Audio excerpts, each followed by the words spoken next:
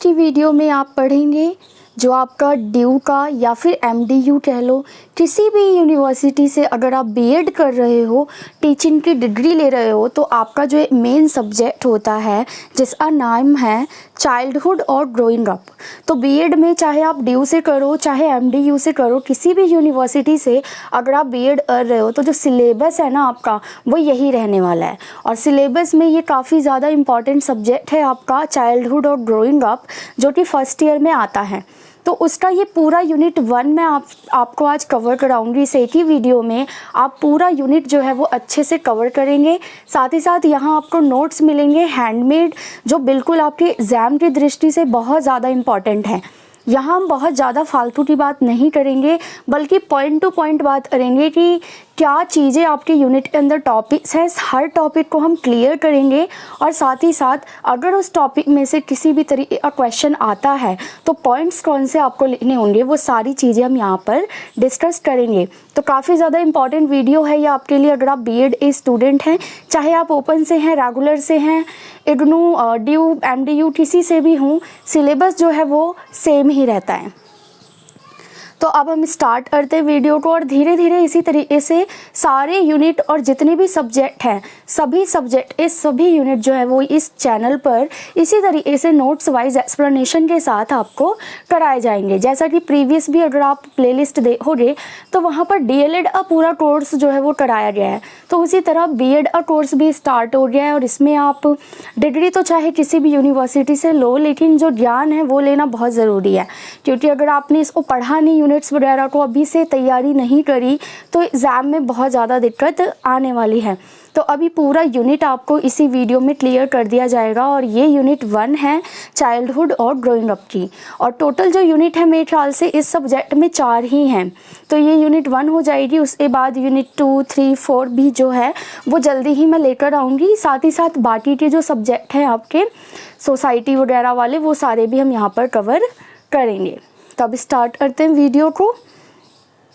सबसे पहले आप देखिए यूनिट 1, और उसका जो नाम है, हर यूनिट का ना एक हेडिंग होता है और उसी के अंदर सारे जो टॉपिक है वो इंक्लूड होते हैं। तो जो यूनिट है आपका यूनिट 1, इसका नाम है development of child at different stages, और चाइल्डहुड और एडोलसेंस। यहाँ तक के लिए आपको सारे जो बच्चे हैं उनका डेवलपमेंट आपको पढ़ना है डिफरेंट स्टेजेस पर। और साथ ही साथ आपको यहाँ पर डिफरेंट स्टेजेस के कई सारे साइंटिस्ट भी आएंगे, मनोवैज्ञानिक भी आएंगे, तो उनके बारे में भी पढ़ना होगा कि किस तरीके से उन्होंने स्टेजेस बनाए हैं और क्लासिफिकेशन कराया है। तो एक एक करके सारे टॉपिक देखेंगे। इस यूनिट के अंदर जितने भी टॉपिक हैं सबको एक एक करके हम देखेंगे। तो सबसे पहले मैं आपको इस यूनिट की हिंदी बता देती हूँ, क्योंकि हमारे सारे नोट्स जो हैं वो आगे हिंदी में होने वाली है। बाकी जो एक्सप्लेनेशन है उसे मैं बायलिंगुअल ट्राई करूँगी समझाने का, बस बात जो है वो आपके समझ में आ जानी चाहिए। तो जो यूनिट अगर हम हिंदी देखें तो इसमें पूछा है कि अर्थ, अवधारणा, वृद्धि व विकास के सिद्धांत को बताना है आपको, कि वृद्धि और विकास जो है उसका अर्थ क्या है, अवधारणा क्या है उसकी, और उसके सिद्धांत क्या हैं। और इसके साथ ही साथ आपको बताना है विकास के स्तर और विभिन्न स्तरों पर वृद्धि विकास की पहचान करनी है। शारीरिक, बौद्धिक, सामाजिक और नैतिक विकास पर आपको चर्चा करनी है। तो ये सारे टॉपिक जो हैं आपको यूनिट 1 के जो पहला टॉपिक है उसके अंदर कवर करना है, पॉइंट 1 के अंदर। स्टार्ट कर देते हैं वृद्धि और विकास जो है इसके अर्थ या फिर अवधारणा की। तो अर्थ या अवधारणा आप इसको एक ही तरीके से लेकर चल सकते हैं, दोनों का ही मतलब सेम होता है। और वृद्धि और विकास जो है ना, वो दोनों शब्दों का प्रयोग हम बालक के आयु में बढ़ने के साथ साथ जो होने वाले परिवर्तन हैं उसके लिए यूज़ करते हैं। बिल्कुल ध्यान दीजिए यहाँ पर कि चाहे वो वृद्धि हो चाहे विकास, दोनों की ही बात करें, डेवलपमेंट कह लो या फिर ग्रोथ कह लो, दोनों का ही रिलेशन किससे है, बच्चे के आयु के बढ़ने के साथ साथ, ठीक है।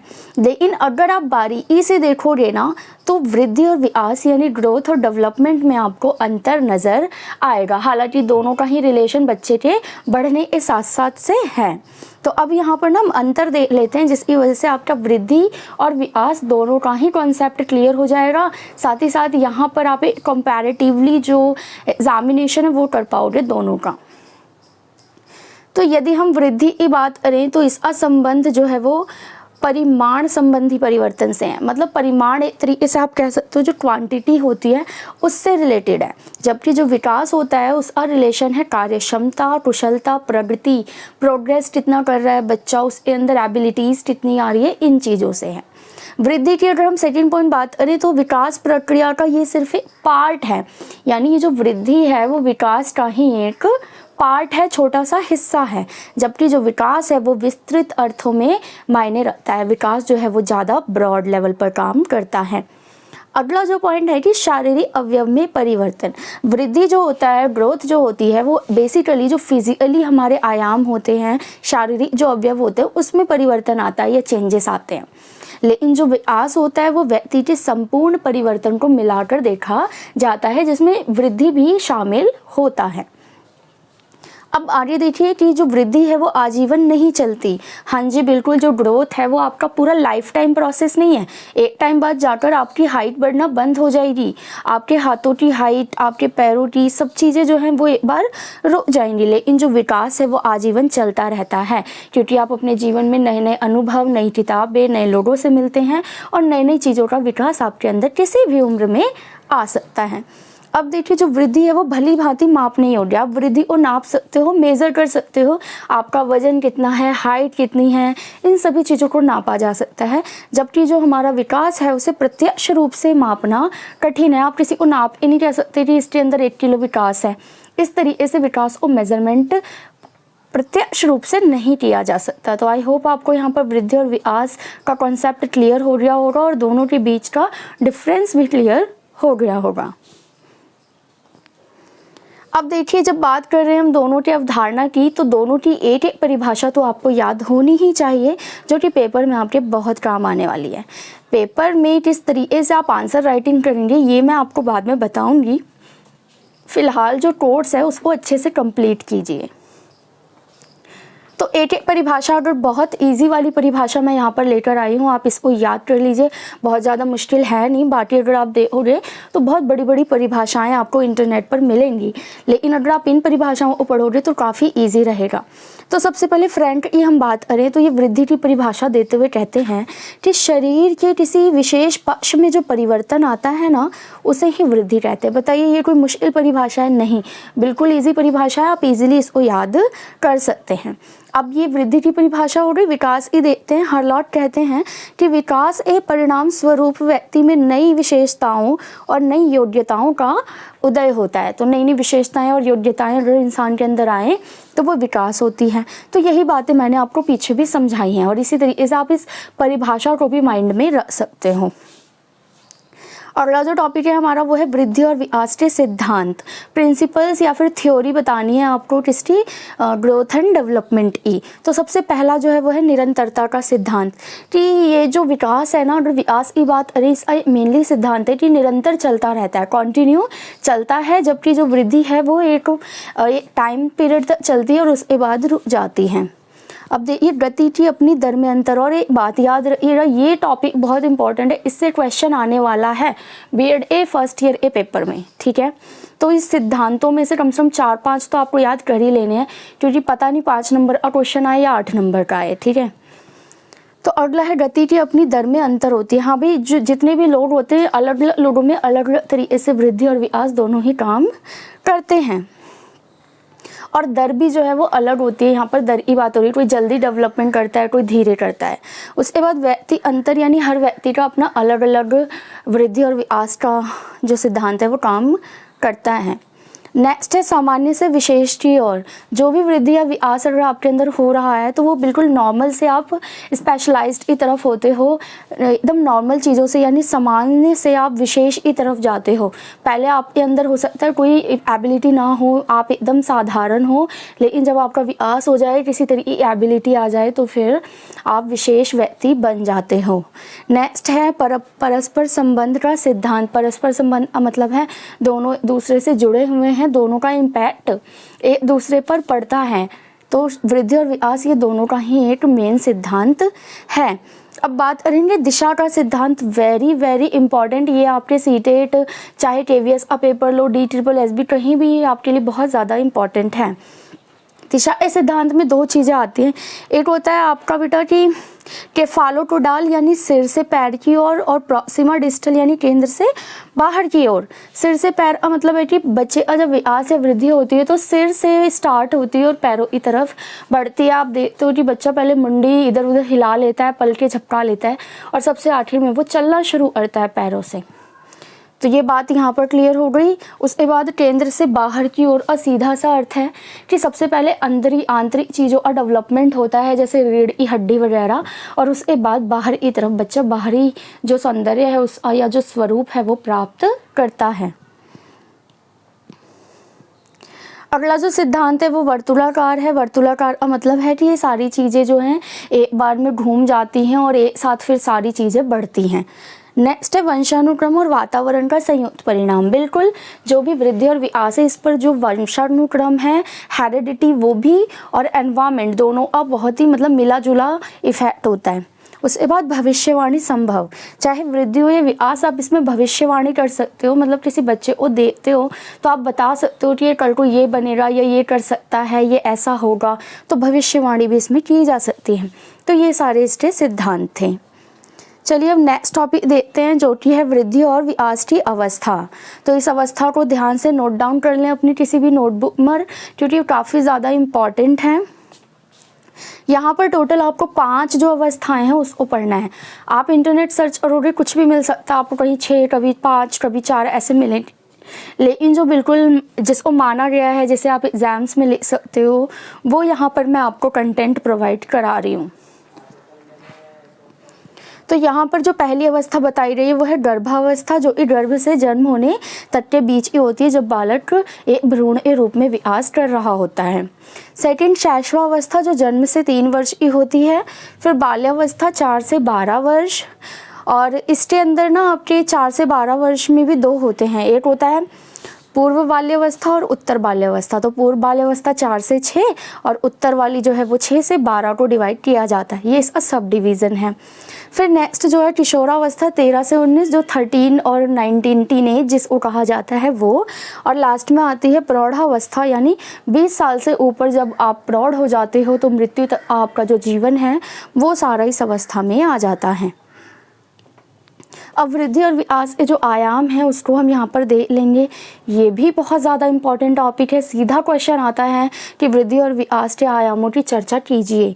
तो यहाँ पर ये पॉइंट्स जो मैं आपको बता रही हूँ इसको लिखना भी है पेपर में, साथ ही साथ एक्सप्लेनेशन भी करनी है। तो पॉइंट्स जो हैं वो बिल्कुल सेम रहेंगे। पहला है शारीरिक, यानी बाहरी या आंतरिक शक्तियों या अवयवों का जो विकास होता है उसको हम शारीरिक जो आयाम है वो कह सकते हैं।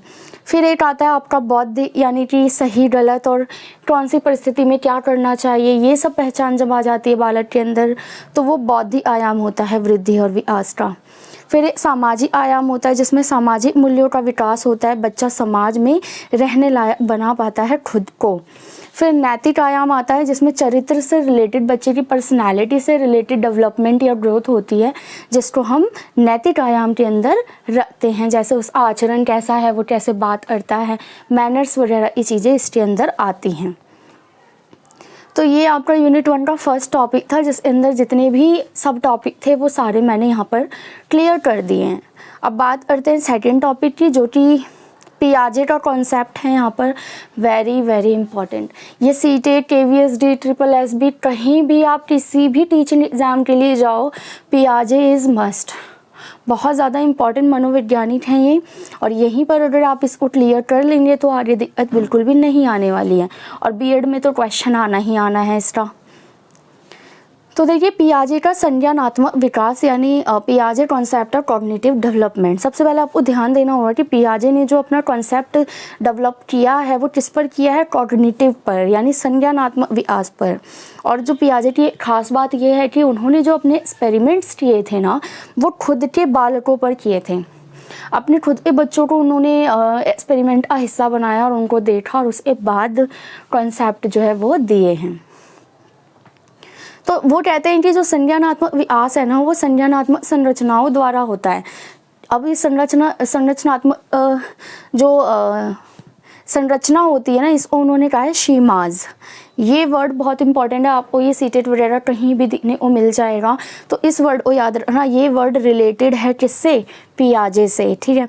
तो वो ये कहते हैं कि जो संज्ञानात्मक संरचना होती है, शीमाज होते हैं ना, जैसे बच्चा कोई भी छोटी सी चीज़ सीखता है फिर उसको जोड़ता है, जैसे वो घुटने के बल चल रहा है फिर वो धीरे धीरे आगे बढ़ेगा, तो इस तरीके से ये शीमाज इकट्ठे होते जाते हैं और फिर बच्चे का विकास जो होता है वो पूरी तरीके से हो पाता है। अब ये तो थी बात उनके एक्सपेरिमेंट की, लेकिन जो इम्पॉर्टेंट चीज़ है वो है कि पियाजे द्वारा संज्ञानात्मक विकास के चरण जो उन्होंने दिए हैं, जो स्टेप्स उन्होंने बताए हैं, स्टेजेस बताए हैं, वो बहुत ज़्यादा इम्पॉर्टेंट हैं। और जो टोटल स्टेजेस है वो इन्होंने यहाँ पर 4 बताए हैं, एक एक करके देख लेंगे, सबको क्लियरिटी से देखेंगे, सबकी विशेषताओं को भी हम देखते चलेंगे। तो सबसे पहला होता है इंद्रिय जनित गामक अवस्था, जिसे इंग्लिश में सेंसरी मोटर स्टेज कहते हैं। ये पहली स्टेज होती है, जन्म से 2 वर्ष की होती है। इसके अंदर बच्चा अपनी इंद्रियों के द्वारा सीखता है, जैसे पलके झपकाना, मुस्कुराना, गुस्सा करना, ये सारी चीज़ें। फिर सेकंड जो स्टेज उन्होंने बताई है पूर्व संक्रियात्मक, जो कि 2 से 7 वर्ष तक की होती है, जिसे प्री ऑपरेशनल स्टेज इंग्लिश में कहा जाता है। इसके अंदर बच्चा चीज़ों को थोड़ा थोड़ा पहचानने लग जाता है और उसके अंदर संप्रत्यय थोड़ा सा कॉन्सेप्ट भी वो क्लियर करने लगता है। लेकिन एक चीज़ यहाँ पर नहीं होती कि वो विपरीत या पलट अभाव नहीं समझ पाता, यहाँ पर अभाव होता है, ठीक है। तो किस चीज़ का विपरीत, जैसे आपने उनको काउंटिंग तो सिखा दी, बच्चा काउंटिंग तो रट लेगा, लेकिन बैक काउंटिंग समझने में उसको थोड़ी सी दिक्कत हो सकती है। और यहीं पर आपके बच्चे का भाषा का विकास भी होना शुरू हो जाता है। तो क्वेश्चन जो है ना पेपर में किसी भी तरीके से बना के दे देते हैं सीटेट वगैरह में, बाकी जब आप बीएड का पेपर दोगे तब तो आपको इन सबको एक एक करके क्लियर करना होगा। थर्ड जो स्टेज उन्होंने बताई है मूर्त संक्रियात्मक अवस्था, कॉन्क्रीट ऑपरेशनल स्टेज, जो इस 7 से 11 वर्ष की होती है। इसके अंदर बच्चा क्लासिफिकेशन, वर्गीकरण, संप्रत्यय, तर्क, विशेष से सरल की ओर सारी चीज़ों को समझना शुरू कर देता है। और लास्ट स्टेज आती है अमूर्त संक्रियात्मक अवस्था की, जो कि फॉर्मल ऑपरेशनल स्टेज होती है। यहाँ पर 12 से 15 आप कह लो एडोलसेंस जो होता है बच्चे का वो स्टार्ट हो जाता है। इसमें बच्चे का इमेजिनेशन पावर, लॉजिक पावर, विश्लेषण, परीक्षण, समझ, प्रयास, त्रुटि, ट्राई और एरर वाला मेथड जो है, और कंस्ट्रक्टिविज्म, ये सारी चीज़ें बच्चे का यहाँ पर आना शुरू हो जाता है। तो पियाजे द्वारा दिए गए ये जो 4 स्टेजेस थे ये वेरी वेरी इंपॉर्टेंट है आपके लिए। अगर आप किसी भी तरीके से टीचिंग लाइन में घुसना चाहते हैं या हैं ऑलरेडी तो काफ़ी ज़्यादा इंपॉर्टेंट है, और बीएड के सिलेबस के लिए तो ये है ही है। अब नेक्स्ट जो आपका टॉपिक दिया गया है वो आपके सिलेबस के अंदर टॉपिक दिया हुआ है यूनिट 1 में, कोहलबर्ग का नैतिक विकास का सिद्धांत। तो सबसे पहली बात आपको ध्यान रखना है कि पियाजे ने संज्ञानात्मक विकास का सिद्धांत दिया था और इन कोहलबर्ग ने क्या दे दिया, नैतिक विकास का सिद्धांत, ठीक है। और इन्होंने पियाजे के ही सिद्धांत को थोड़ा सा चेंज किया, संशोधित मतलब थोड़ा सा चेंज करके अपना नया लेकर आए। और इन्होंने यहाँ पर टोटल 6 स्टेजेस दिए हैं, जिनको टॉपिक जो है ना इसका वो 3 हैं, लेकिन उसको सब टॉपिक करके 6 बनाया गया है। तो कहीं भी अगर पेपर में आता है तो आपको 6 को टिक करना है, ठीक है। तो पहला इन्होंने कहा पूर्व परंपरागत स्तर, पहला जो इन्होंने स्तर बताया, जिसके अंदर इन्होंने 2 चीज़ें बताई कि ये दंड और आज्ञा पालन या कह लो यांत्रिक सापेक्षित पर निर्भर होता है। इसमें बच्चा ईगोसेंट्रिक होता है, इसके लिए सारा कुछ यही है कि मतलब ईगोसेंट्रिक का मतलब है कि मेरी मम्मी, मेरे पापा, अहम की भावना उसके अंदर बच्चे में होती है। दंड और आज्ञा पालन करवाते हैं बच्चे को, मारकर हम थोड़ा सा उसको कंट्रोल कर सकते हैं, ठीक है, यांत्रिकी रूप से हम उसको समझाते हैं। सेकंड जो स्टेज है वो है परंपरागत, जिसमें आपका परस्पर एकरूपता की अभिमुखता और अधिकार संरक्षण की बात कही जाएगी। कि इसमें क्या होता है ना, सब बच्चों में आप देखोगे उनमें एकरूपता आ जाती है और वो संरक्षण अभिमुखता मतलब उनके अंदर एक तरीके से अधिकार की भावना आ जाती है। अगर उनका टॉय उनका है तो फिर वो अधिकार उस पर जमाने लग जाते हैं कि नहीं ये वो किसी और को नहीं दे सकते हैं। तो ये जो आपकी बाल्यावस्था होती है ना बच्चों की, उसको आप यहाँ पर रखोगे।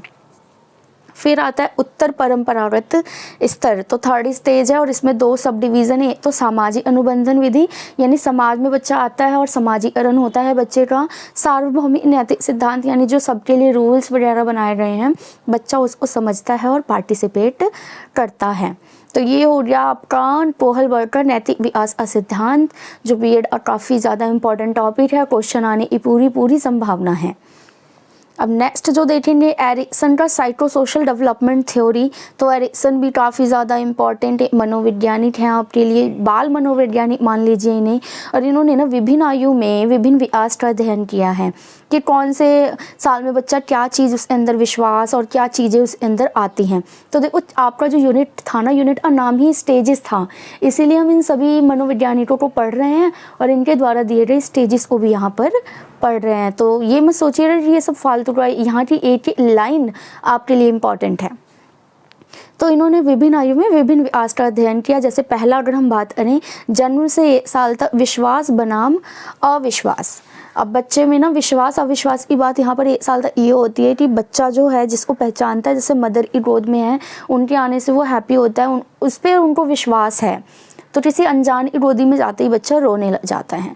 फिर आता है स्वायत्तता बनाम लज्जा तथा 1 से 3 साल तक का बच्चा है, और ये आपको नाम ध्यान रखने इनके विभिन्न विकास के जो स्तर हैं उनका, कि स्वायत्तता बनाम लज्जा यानी बच्चे को जो होती है ना, इसमें लज्जा और उनकी अगर थोड़ी सी कुछ कह दो तो छुपने लग जाते हैं, स्वायत्तता स्थापित करने लग जाते हैं कि ये चीज़ मेरी है, ठीक है, इस टाइप से।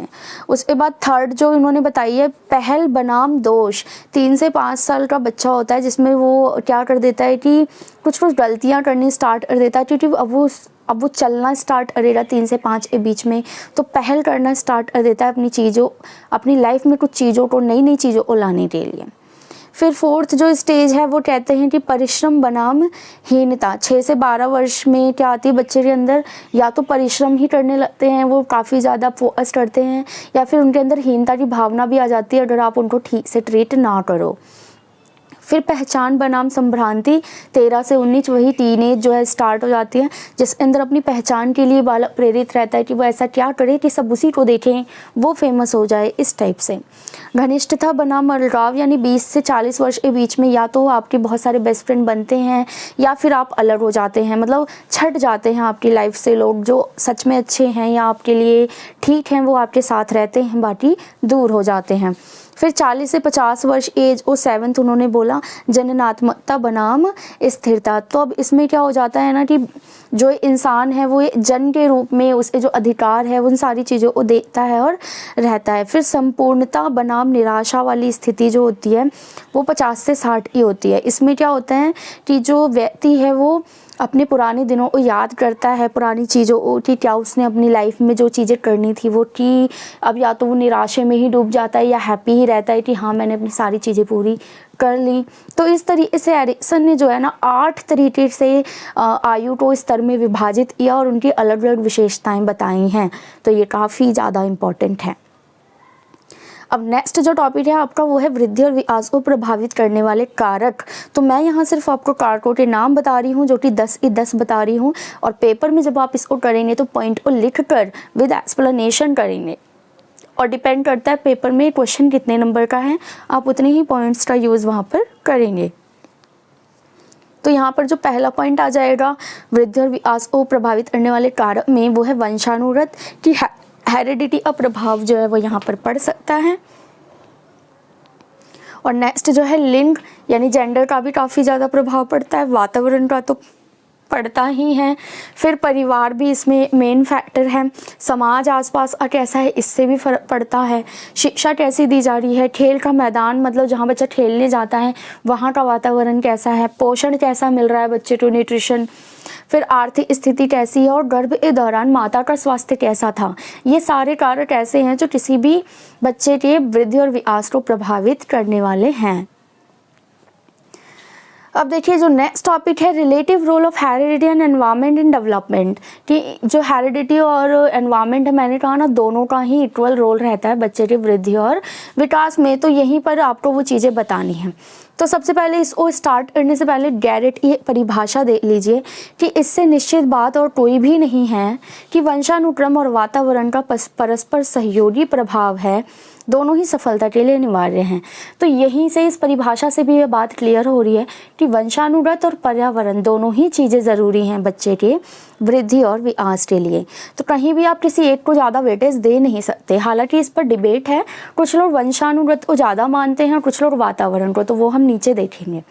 तो परस्पर संबंधित हैं ये दोनों ही। प्रत्येक बच्चे को उसकी जन्मजात योग्यताओं और शक्तियों और क्षमताओं को विकसित करने में अध्यापकों को क्या करना चाहिए, सहयोग करना चाहिए, एक तरीके से वातावरण उनको देना चाहिए। तो जैसा कि मैंने कहा था, इस पर डिबेट है जिसमें कि कुछ लोग हैं वंशानुक्रमवादी और कुछ है वातावरणवादी। तो वंशानुक्रमवादी में FN फ्रीमैन का नाम याद कर लीजिए और वातावरणवादी में सोडक का। ये दोनों ही ये कहते हैं, दोनों की ही मतलब अलग विचारधारा है वृद्धि और विकास को लेकर। तो इस डिबेट को आप चाहो तो अपने पेपर में मेंशन कर सकते हो, अगर क्वेश्चन आता है तब तो आप बता भी सकते हो। अगला जो है वो वृद्धि और कॉन्सेप्ट और परिपक्वता यानी मैच्योरिटी की बात करेंगे और ग्रोथ की बात करेंगे। इसमें कोई दो राय नहीं है। वृद्धि तो आपको समझ आ ही रही होगी, क्योंकि जैसे ही यूनिट 1 स्टार्ट करी थी मैंने अभी, सबसे पहले आपको वृद्धि और विकास में अंतर बताया था। तो वृद्धि का मतलब तो सीधा सा है कि बालक के आकार में बढ़ोतरी, शारीरिक आयाम में परिवर्तन जैसे हृदय, मस्तिष्क आदि, मांसपेशियों में परिवर्तन, और इन्हें आसानी से नापा जा सकता है या मापा जा सकता है। तो यही आपकी वृद्धि है। बट बात करें अगर हम परिपक्वता की, मैच्योरिटी की, तो क्या होगा कि अधिगम की ये अनिवार्य शर्त है कि अगर बच्चे को पढ़ाया जा रहा है, वो कुछ सीख रहा है ना, तो उसके अंदर मैच्योरिटी आना ना सबसे ज़्यादा मतलब नीड है, उसकी इम्पॉर्टेंट है। फिर विभिन्नता आधारित होती है, हर किसी में जैसी मैच्योरिटी नहीं होती, सामाजिक दृष्टि से बहुत ज़रूरी है। स्वयं द्वारा अच्छा व्यवहार करने की क्षमता ही क्या है, मैच्योरिटी, कि किसी भी सिचुएशन में किस तरीके का व्यवहार किया जाना चाहिए।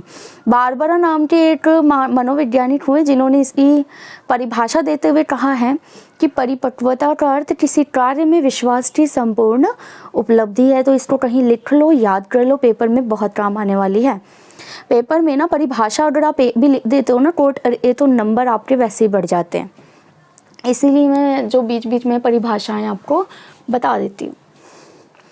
अब अगला जो टॉपिक है पेरेंटिंग स्टाइल के ऊपर है कि परिवरिश की शैलियाँ कौन सी होती हैं और बाल्यावस्था और किशोरावस्था में इसका क्या क्या प्रभाव पड़ता है। देखिए कितना नया टॉपिक है कि आपने कभी सोचा होगा कि पेरेंटिंग के भी स्टाइल होते हैं। तो कभी आप भी पेरेंट्स बनेंगे तो इन सभी स्टाइल्स को अभी से जान लेना आपके लिए ज़रूरी है। तो ये जो पहली बात तो आप देख लीजिए कि ये जो पेरेंटिंग स्टाइल है वो दी गई है डायना बॉमरिंड ए द्वारा, जिसको हम यहाँ पर पढ़ेंगे, और यही आपके बीएड सिलेबस के अकॉर्डिंग सूटेबल हैं। तो इन्होंने पहला जो बताया है टाइप वो है साधिकारात्मक परिवरिश शैली। ये तरीके का पेरेंटिंग स्टाइल है जिसका नाम है साधिकारात्मक, इसको याद कर लें। इसके अंदर क्या होता है, ये बाल केंद्रित होती है यानी बच्चों पर डिपेंड होती हैं। संतुलित और सीमित स्वतंत्रता इसमें दी जाती है, पेरेंट्स द्वारा फ्रीडम भी दी जाती है लेकिन जितनी देनी चाहिए उतनी, और इसमें बच्चे पेरेंट्स से आपसी बातचीत भी करते हैं। तो बाल्यावस्था और किशोरावस्था पर इस शैली का क्या प्रभाव पड़ता है। बालक खुश होते हैं, उत्साहित होते हैं, उनका मानसिक स्वास्थ्य अच्छा होता है, उनमें आत्मसम्मान और सक्रियता आती है। ठीक है, अगला जो उन्होंने बताया है टाइप वो है संतावादी परवरिश शैली, जो रूढ़िवादी है और सख्त है। इसमें बालकों से बहुत ज़्यादा उम्मीद की जाती है, स्ट्रिक्ट रूल्स लगाए जाते हैं। तो इसका क्या प्रभाव पड़ता है भाई बाल्यावस्था और किशोरावस्था पे। बच्चे इसमें मायूस और उदास हो जाते हैं, निर्णय लेने में उनमें क्षमताएं नहीं आती, हमेशा पेरेंट्स पे डिपेंड रहते हैं, तनाव से भरे रहते हैं और आत्मसम्मान की कमी भी होती है। और नेक्स्ट जो है वो है अनुज्ञानात्मक परिवरिशी, जिसमें क्या होता है कि कुछ ज़्यादा ही स्वतंत्रता बालक को दे दी जाती है, नियंत्रण बहुत ही कम होता है पेरेंट्स का। तो इसका प्रभाव क्या पड़ता है, कम नियंत्रित होते हैं बच्चे, हिंसक हो सकते हैं, घमंडी और अभिमानी, समस्याओं से ग्रसित हो सकते हैं। तो ये 3 टाइप के आपने पेरेंटिंग स्टाइल यहाँ पर पढ़ा, और आप खुद देख लीजिए कि कौन सी पेरेंटिंग स्टाइल जो है वो ज़्यादा सही है। अब नेक्स्ट जो टॉपिक है इस यूनिट का वो है impact of media on growing children and adolescent, deconstruction of significant event that media highlight and create। तो सीधी सी बात है, इसका यही मतलब है कि मीडिया का जो बढ़ते हुए बालक हैं उन पर क्या प्रभाव है, जिसमें पॉजिटिव नेगेटिव दोनों को ही आपको ध्यान में रखना होगा। तो पहली बात तो मीडिया के अंदर क्या क्या चीज़ें जाएंगी, समाचार पत्र, पत्रिकाएं, टेलीविज़न, रेडियो, चलचित्र आदि, ये सारी चीज़ें आपको बताने की ज़रूरत नहीं है। मीडिया पे जो सोशल मीडिया है आपका वो भी इंक्लूड है, इंटरनेट वगैरह सारी चीज़ें। तो बढ़ते बालकों पर, किशोरों पर मीडिया का प्रभाव किस तरीके से पड़ेगा ये देखिए। सबसे पहला शिक्षा के लिए अगर हम बात करें तो मीडिया को काफ़ी अच्छे से यूज़ किया जा सकता है। शैक्षिक कार्यक्रम, ऑनलाइन क्लासेस, लेक्चर्स वगैरह डिलीवर किया जा सकता है। जैसे अभी आप यूट्यूब पर मुझसे पढ़ रहे हैं तो ये भी मीडिया का ही एक बेनिफिट है। फिर दूसरी चीज़ अगर हम देखें तो ये नेगेटिव में जाएगा। हिंसा जो होती है वो बहुत ज़्यादा, अगर आप देखें टीवी इंटरनेट वगैरह पे हिंसा, रोमांसकारी, बलात्कार जैसे कार्यक्रमों को दिखाकर हमारे जो बढ़ते हुए बालक हैं वो हिंसक हो सकते हैं। पोषण की अगर बात करें तो बहुत ही ज़्यादा इफेक्ट होता है बच्चों का, क्योंकि खाद्य पदार्थों के इतने ज़्यादा विज्ञापन आते हैं कि बच्चा कभी ये कुरकुरा, कभी चिप, आए दिन नए ब्रांड जो हैं वो आते जा रहे हैं, तो बच्चों के खाद्य पर भी काफ़ी ज़्यादा इफेक्ट पड़ता है। फिर बात करें, नेक्स्ट पॉइंट है लैंगिकता। देखिए पेपर में आपको इन्हीं पॉइंट्स को लिखकर और एक्सप्लेन करना है, ठीक है। तो लैंगिकता में क्या है, अश्लील भरे दृश्यों को दिखाना आ जाता है। फिर संगीत, वीडियो, जो जिसके दोनों ही यूज़ है, बच्चे मनोरंजन के लिए तो यूज़ करते ही हैं पर साथ ही साथ समय भी बहुत ज़्यादा बर्बाद करते हैं रील्स वगैरह देखकर। वीडियो गेम्स का भी वही हाल है, और इंटरनेट और लाभ हानि बताने की ज़रूरत ही नहीं है, आप कितनी ही इस पर भरकर अपने आप भी पॉइंट्स लिख सकते हैं। तो सावधानियां क्या हैं बेसिकली, कि आप बच्चों पर निगरानी रखें, समय उनका आप निर्धारित कर दें कि इतनी ही देर आपको सोशल मीडिया चलाना है, आप थोड़ा बहुत कंट्रोल बच्चों पर रखें। तो ये जो था आपका यूनिट 1 पूरा यहाँ पर कंप्लीट होता है, और आई होप कि आपको ये चाइल्ड डेवलपमेंट का फर्स्ट यूनिट बीएड अच्छे से समझ आ गया होगा। और मैं दावे से कहती हूँ कि इस यूनिट को करने के बाद आपको बाहर से कुछ और पढ़ने की ज़रूरत नहीं पड़ेगी, आपका बीएड एग्ज़ाम काफ़ी अच्छा जाएगा। आप बस जो मैप नोट्स आपको प्रोवाइड करा रही हूँ बहुत ही A1 क्वालिटी के हैं, आप इसको पढ़िए, समझिए और खुद से कॉपी में लिखिए, आपके पेपर बहुत अच्छे जाएंगे। अगर आप बीएड में 80% के आसपास नंबर लाते हैं तो ये अपने आप में बहुत बड़ी बात होती है, और हर जगह आपको सम्मानपूर्वक देखा जाता है, क्योंकि एडमिशन लेना काफ़ी नहीं है, उसके बाद उसके लिए पढ़ना, अच्छे से चीज़ों को समझना आपके आगे के लिए ज़रूरी है, क्योंकि बीएड से जॉब नहीं मिल जाएगी, फिर आपको CTET, KVS जो एग्ज़ाम होंगे ये सब निकालना है, तो वहाँ पर ना यही सिलेबस आपको काम आएगा।